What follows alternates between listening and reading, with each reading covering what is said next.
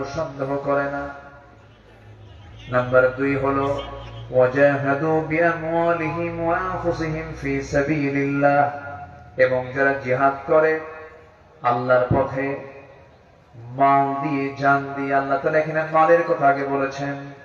মালের মহব্বত যতক্ষণ পর্যন্ত বান্দার মধ্য থেকে কমে না যাবে, ওই বান্দা জান দিতে পারবে না। এইজন্য আল্লাহকে মাল চাইছে।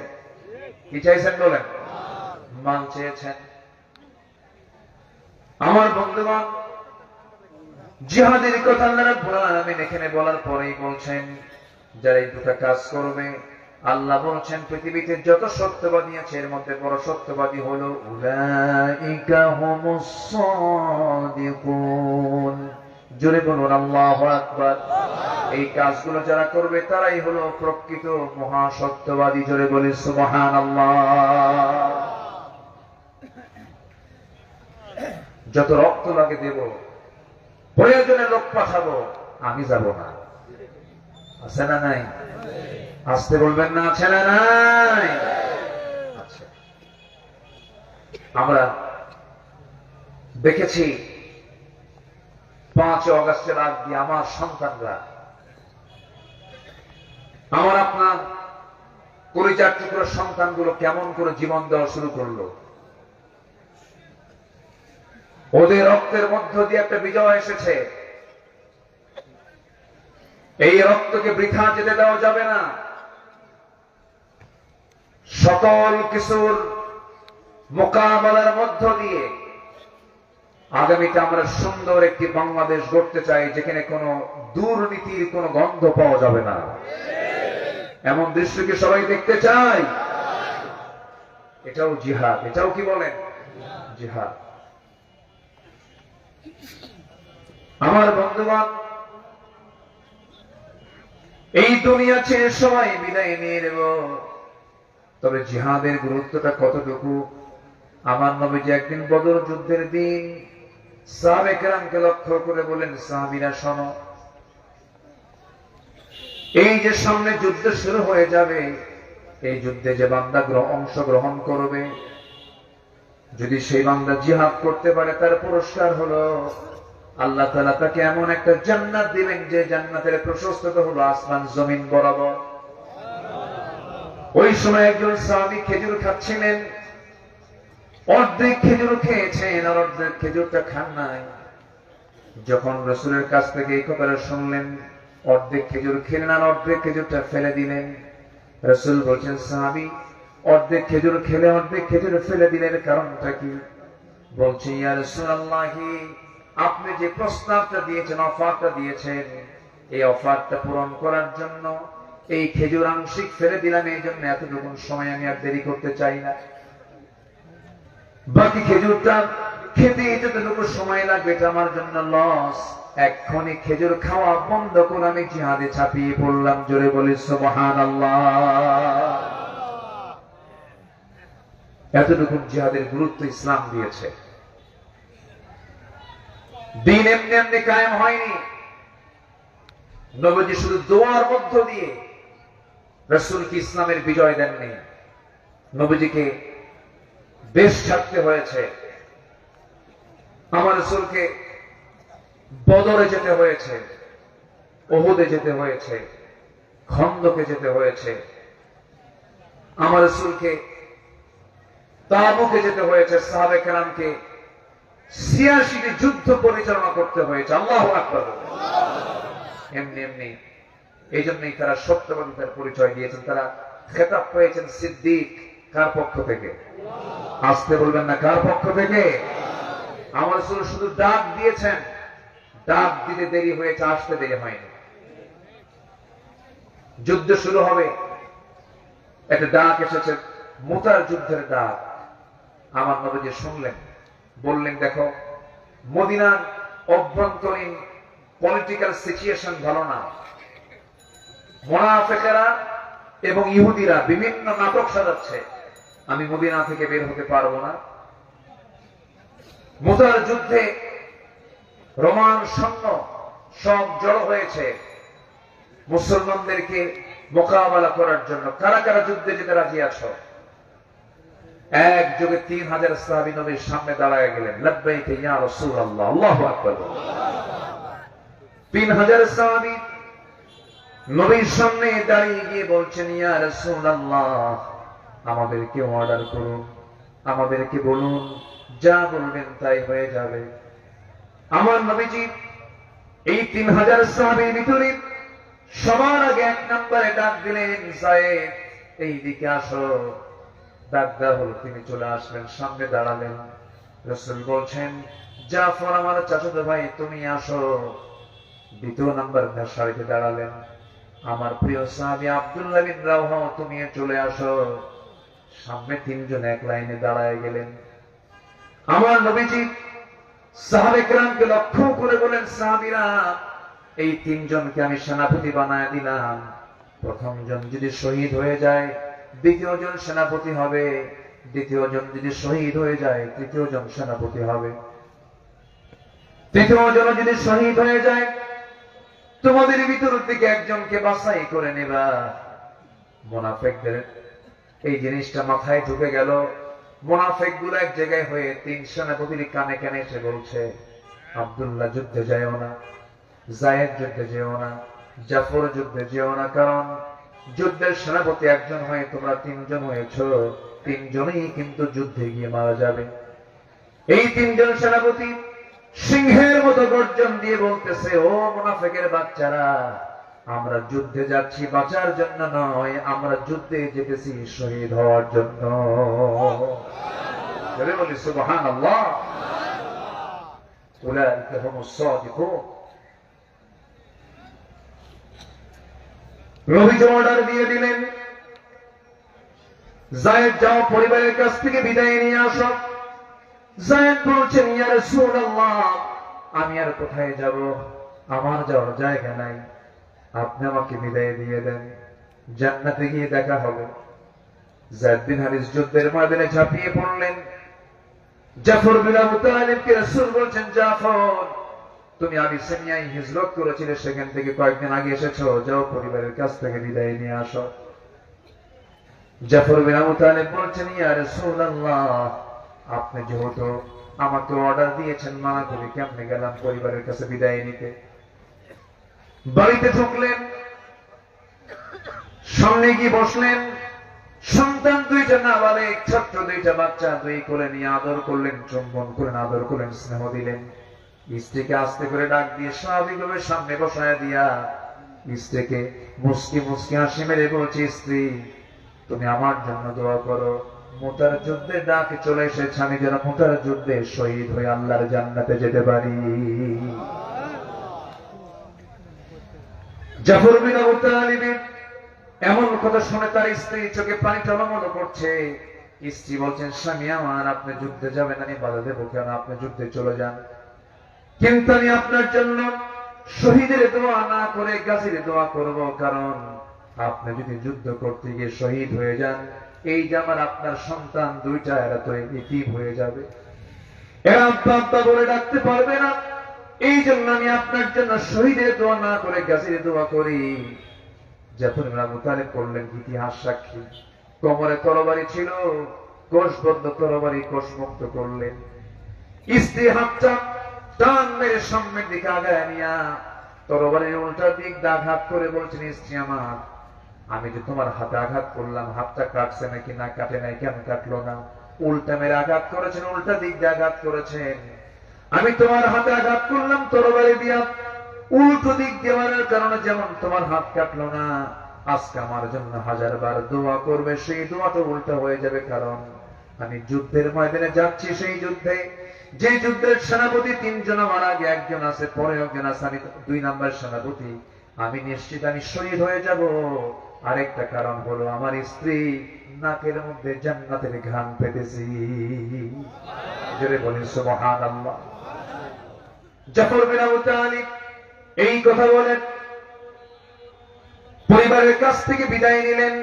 চক্ষু বন্ধ করে ঘর থেকে একটা দৌড় মারলেন। সন্তান পিছন দিক থেকে বারবার আব্বা আব্বা বলে ডাকে রে, একটা বারের জন্য ফিরে তাকালেন না, যুদ্ধে ঝাঁপিয়ে পড়লেন জাফর। নাম্বার 3 সেনাপতি আব্দুল্লাহ বিন রাওহা নতুন বিয়ে করেছেন, বছর ঘরটা হয় নাই, দুপুর বেলা বিয়ে হয়েছে, বিকেল বেলা যুদ্ধের ডাক হয়ে গেছে। বিকেল বেলা তিনি বিদায় নেওয়ার জন্য পরিবারের কাছে চলে গেলেন। কিতাবে এসেছে যেই ঘরে তার স্ত্রী ছিল, নতুন স্ত্রী, বছর ঘরটা হয় নাই, সেই ঘরের পিছন দিকের শিকলটা লাগায় দিয়া বাহির থেকে বলছে আমার স্ত্রী চেষ্টা করলেও দরজা খুলতে পারবা না, আমি বাইরের শিকলটা লাগায় দিয়েছি, আমি তোমার কাছ থেকে একদিন দুদিন না চিরদিনের জন্য দুনিয়া থেকে বিদায় নেওয়ার জন্য এসেছি, তুমি আমাকে বিদায় দিয়ে দিবা।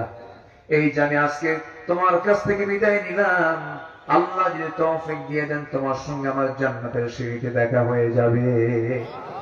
স্ত্রী বলছে স্বামী আমার, এমন স্বামী গ্রহণ করলাম যে স্বামীকে নিজের স্বচক্ষে দেখতে পারলাম না।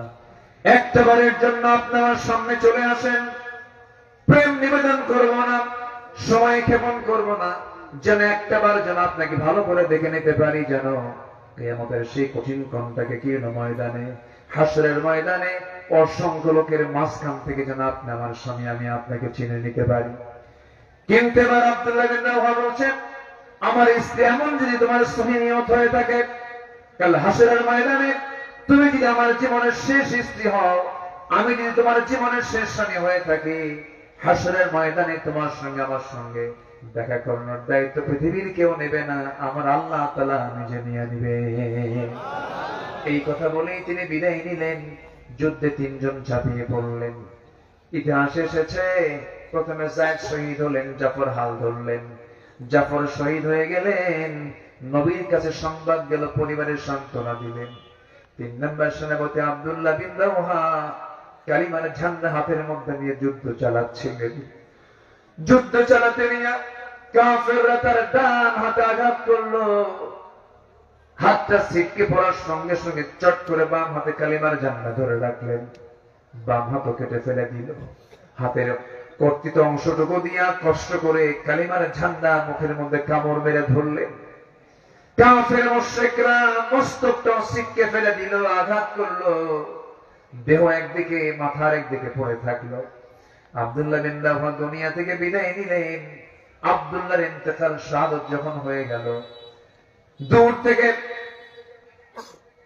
পরবর্তী সেনাপতি আব্দুল্লাহ বিন রাওহার পরবর্তী সেনাপতি খালিদ বিন ওয়ালিদ দূর থেকে লক্ষ্য করে দেখেন কে যেন কালিমার ঝান্ডা কাশমুখী হয়ে ধরে রেখেছে। কাছাকাছি গিয়ে দেখেন কেউ ধরে রাখে নাই। 3 নম্বর সেনাপতি আব্দুল্লাহ বিন রাওহার মুখের মধ্যে কামড় মেরে কালিমার ঝান্ডা তিনি আকাশমুখী ধরে রেখেছে। সামনে চলে গেলেন, হাতটা দিয়ে কালিমার ঝান্ডা হাতের মধ্যে নেবেন, কিন্তু কালিমার ঝান্ডা হাতে আসে না। কামড় মেরে ধরেছেন, কানের মধ্যে মুখ ঢুকায় দিয়ে বলছেন ও আব্দুল্লাহ, আমি হলাম 4র্থ নম্বর সেনাপতি খালিদ বিন ওয়ালিদ। মুখটা ফাঁকা হয়ে গেল। কালিমার ঝান্ডা হাতের মধ্যে নিয়া খালিদ বিন ওয়ালিদ করলেন কি 3000 সৈন্য নিয়ে বালুর মধ্যে ঘোড়া দাঁড়ানো শুরু করলেন। চতুর্দিকে বালু দিয়ে অন্ধকার হয়ে গেল। যুদ্ধ শুরু হয়ে গেল। এক পর্যায়ে দেখা গেল খালিদ বিন ওয়ালিদ নিজে ওই মুতার যুদ্ধে 1 লক্ষ সৈন্যের বিরুদ্ধে যুদ্ধ করতে গিয়া খালিদ বিন ওয়ালিদ একাই তিনি 1টা 2টা 3টা 4টা নয় 8টা তরবারি ভেঙেছিলেন। জোরে বলি সুবহানাল্লাহ। মুসলমানদের বিজয় হয়ে গেল। কোথায় 3000, কোথায় 1 লক্ষ।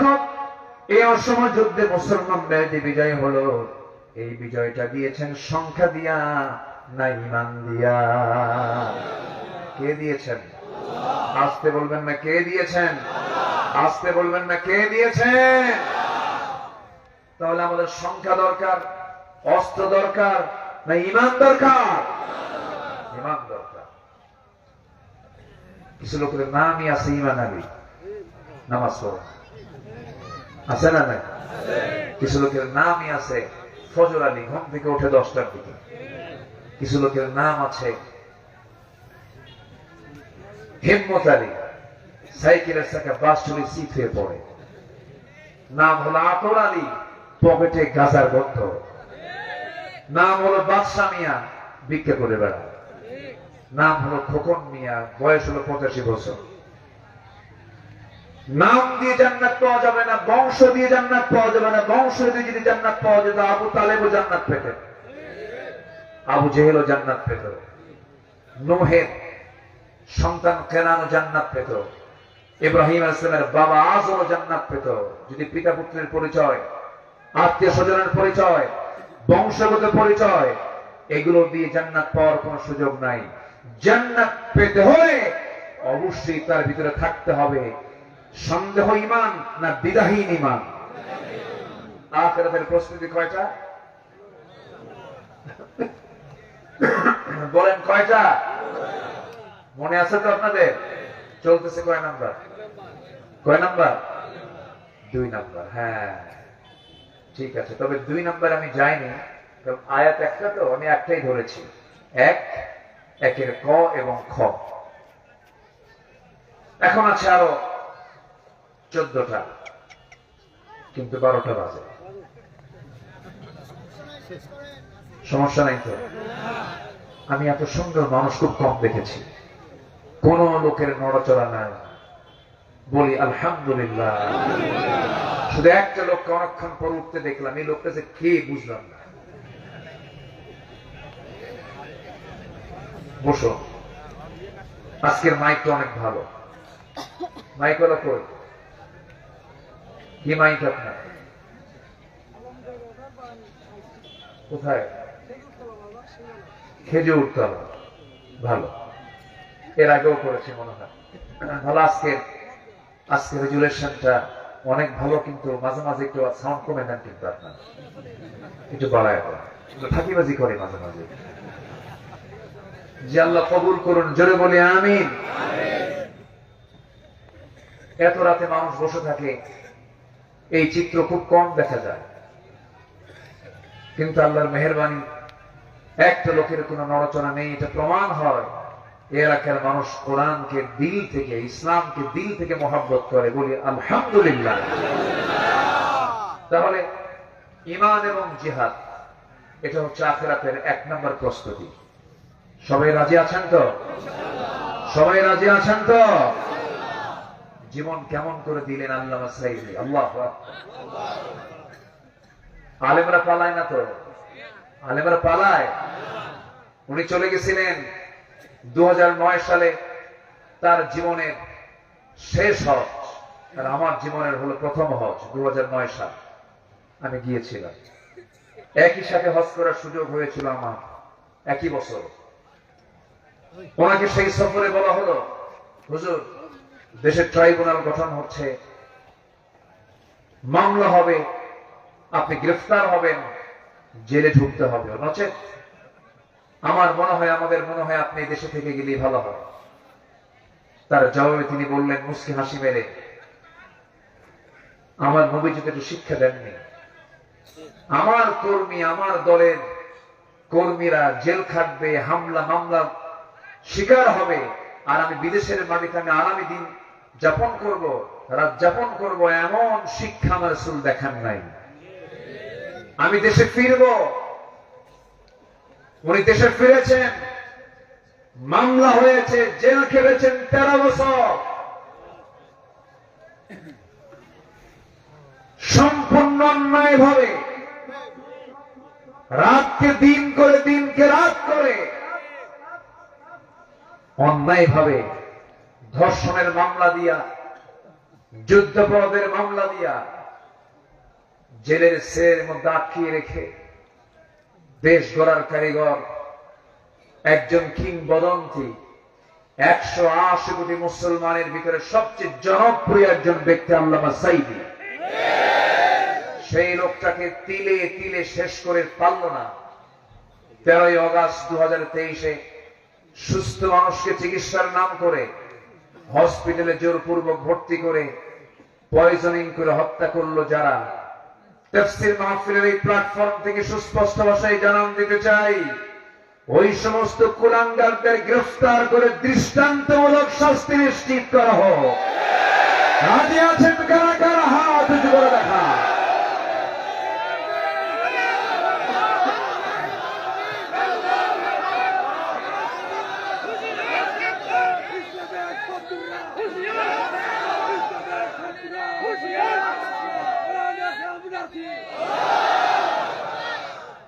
আল্লাহ কবুল করুন, জোরে বলে আমিন, আরো জোরে আমিন।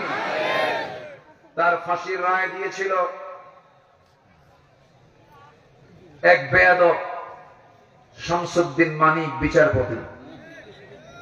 মুখে কোনো হাসি নাই, আমি ওরে কোনোদিন হাসতে দেখি নাই।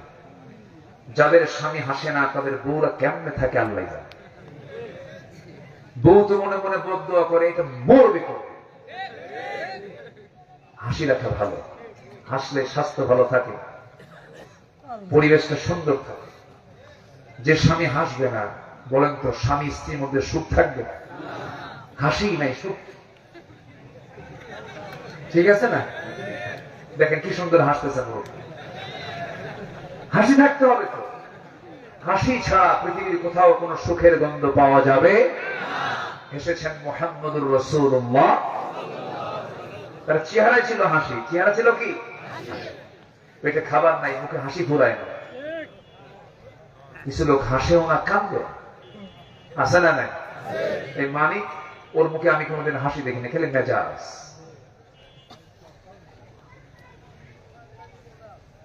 নিজের জীবন বাঁচানোর জন্য সে ত্রিপুরা হয়ে দিল্লি যাবে। কোথায় যাবে? মামু বাড়ি।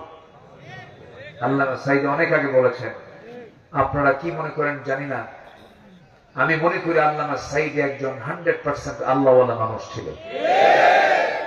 কোন সন্দেহ নেই। এত দরদ ছিল জাতির উপরে, এই জাতিকে তিনি এত ভালোবাসা দিয়েছেন। আল্লাহু আকবার। আল্লাহ তুমি তার কবরটাকে জান্নাতের নূর দিয়ে মুনাফফার করে দাও। আল্লাহ তুমি তার শাহাদাতকে কবুল করে নাও। এই মঞ্চে বসলেই তার কথা বলবে। আল্লাহ তুমি তার সকল কার্যক্রমকে দ্বীনের জন্য কবুল করে নাও। সম্মানিত ভাইয়েরা, সম্মানিত বন্ধুগণ, কি জুলুম, কি নির্যাতন তিনি সহ্য করেছেন। একটানা 56 দিন তাকে রিমান্ডে নেওয়া হয়েছিল। তিনি জাতিকে কি দিয়েছেন আর তাকে জাতি কি দিল? উনি মৃত্যুর আগ দিয়ে বিকাল বেলা যখন থেকে হসপিটালে ভর্তি করানো হয়, সেই সময় তিনি একটা মুচকি হাসি মেরেছিলেন। দেখেন নাই? সবাই দেখেন নাই? সেই মুচকি হাসি হলো 5 আগস্টের বিজয়ের মুচকির হাসি। 1 বছর পার হতে দেননি আল্লাহ তাআলা। সম্মানিত ভাইয়েরা, সেই মানিক পালানোর জন্য চলে গেল সিলেট, জায়গা পেল না। আল্লামা সাঈদী বলেছেন, এমন একটা দিন আসবে পালানোর জন্য একটা ইঁদুরের গর্ত খুঁজে পাবা না। পায়নি, কলার পাতায় শুয়েছিল। সিলেটবাসীকে ধন্যবাদ, তারা বেশ আপ্যায়ন করেছে, একদম বিসি বের করে দিচ্ছে। জানেন না? আপনারা জানেন না? কি দাপট! মুহূর্তের মধ্যে জিরোকে হিরো বানান, আবার হিরোকে জিরো বানান তিনি আমার কে? কষ্ট হচ্ছে আপনাদের? কষ্ট হচ্ছে? আলেমদের রক্ত বড় বিষাক্ত। আলেমরা হচ্ছে নবীর ওয়ারিস, বেয়াদবি করা যাবে না। আলেমদের দাম অনেক, আল্লাহ তাদের সম্মান দিয়েছেন। শুধু সম্মান করবেন আলেমকে কোরআনের জন্য। আলেমের সঙ্গে যারা বেয়াদবি করেছে যুগে যুগে, তারা ইতিহাসে রাস্তা করে নিক্ষিপ্ত হয়েছে। সম্মানিত ভাইয়েরা, আমি ভাঙ্গা চোরা, আমি নিজে কিছু না, কোনো যোগ্যতা রাখি না, তবে আলেমকে যদি দেখেন সম্মান করবেন। আল উলামা ওয়ারাসাতুল আম্বিয়া, এটা হাদিস। আলেম ওলামা হচ্ছেন নবীদের ওয়ারিস। আল্লাহু আকবার। এজন্য আলেমদের সম্মান কে দিয়েছেন বলেন? কে দিয়েছেন? আল্লাহ দিয়েছেন। আরেকজন বাঁচার জন্য চেষ্টা করলো, দাড়ি কাটলো, মাথার চুল সাদা কালো বানালো, পাঞ্জাবি খুলে গেঞ্জি পরলো, পাজামা খুলে লুঙ্গি পরলো, তারপরও কাম হলো না। বন্ধু একটা নিয়ে আইনমন্ত্রীকে নিয়ে চললো নৌকা পথে, নৌকার ভিড়ল না, কোস্টগার্ড ধরে ফেললো আইনমন্ত্রীকে, বলল চিনে ফেলেছি, চলুন মামু বাড়ি যাই।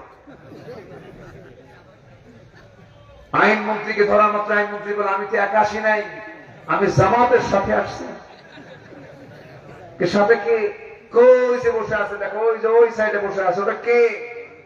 দেখে তো মনে হচ্ছে তরকারিওয়ালা, ভালো করে দেখো, কেনা চেনা যায় না, কে দেখো ওটাই দরবেশ। বুঝতেছেন? বুঝতেছেন? কিছু বুঝতেছেন? লজ্জায় মাথা নিচু হয়ে যায়। একটা দেশের শীর্ষস্থানীয় ধনী ব্যাংক লুটপাট, শেয়ার বাজার, হলমার্ক সবকিছু লুটপাট করেছে, দেশকে 18 লক্ষ কোটি টাকা ঋণগ্রস্ত করে 11 লক্ষ কোটি টাকা সমস্ত মন্ত্রীগুলো, এমপি গুলো সব লোপাট করে বাইরে পাচার করে নিয়ে চলে গেছে। ওদের মুখে দেশের মোহব্বত মানায় না।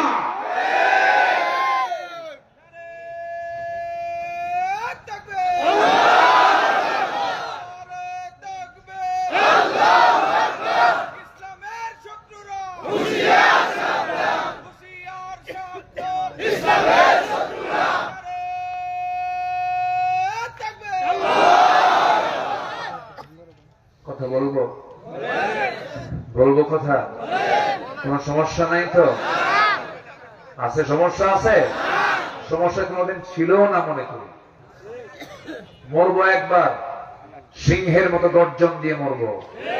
বাতিল শক্তির কাছে মাথা নত করার কোন প্রশ্ন নাই। ও ফজর নামাজ এখানে হবে, ঠিক আছে, থাকেন, আমি যাই।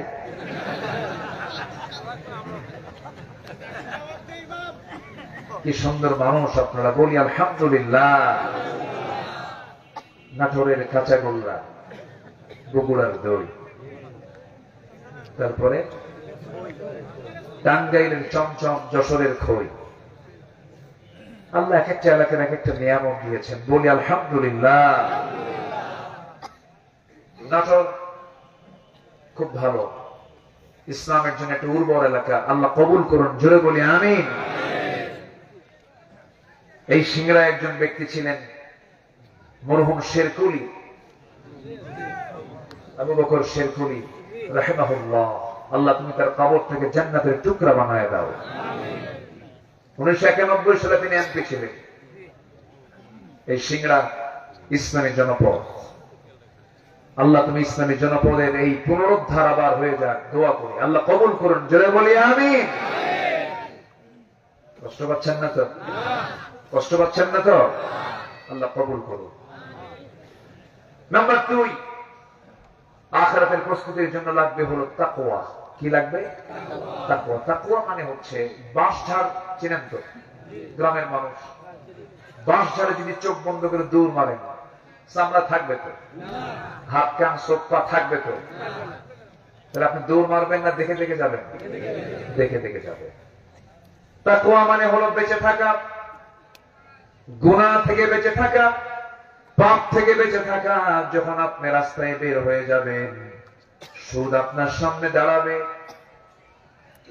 মদ আপনার সামনে দাঁড়াবে, জেনা আপনার সামনে দাঁড়াবে, ঘুষ আপনার সামনে দাঁড়াবে, হারাম কাজ আপনার সামনে দাঁড়াবে, নারী আপনার সামনে দাঁড়াবে। সেই সময় যদি আপনি সব কিছুকে প্রত্যাখ্যান করে যদি আল্লাহর ভয়, আল্লাহর পথে টিকে থাকেন, এটার নাম হলো তাকওয়া। এটার নাম কি? তাকওয়া। ইয়া আইয়ুহাল্লাযীনা আমানু তাকুল্লাহা ওয়া কুলু কাওলান সাদীদা। আল্লাহু আকবার বলেন। নাম্বার 3 হলো ন্যায় প্রতিষ্ঠা করা, সদাচার।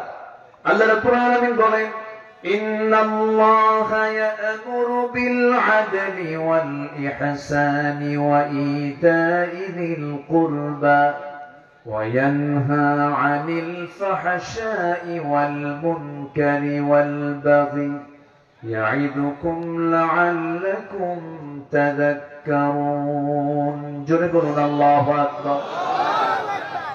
যেখানে ন্যায় বিচার থাকবে, সদাচার থাকবে, বুঝতে হবে যেখানে প্রস্তুতি চলছে কিসে? আখিরাতের। আখিরাতের প্রস্তুতি চলছে। 16 বছর কি আমরা ন্যায় বিচারে দেখতে পেয়েছি? ন্যায় বিচারে দেখতে পেয়েছি? কোর্টের ইচ্ছায় বিচার হয়েছে না ব্যক্তির ইচ্ছায় বিচার হয়েছে?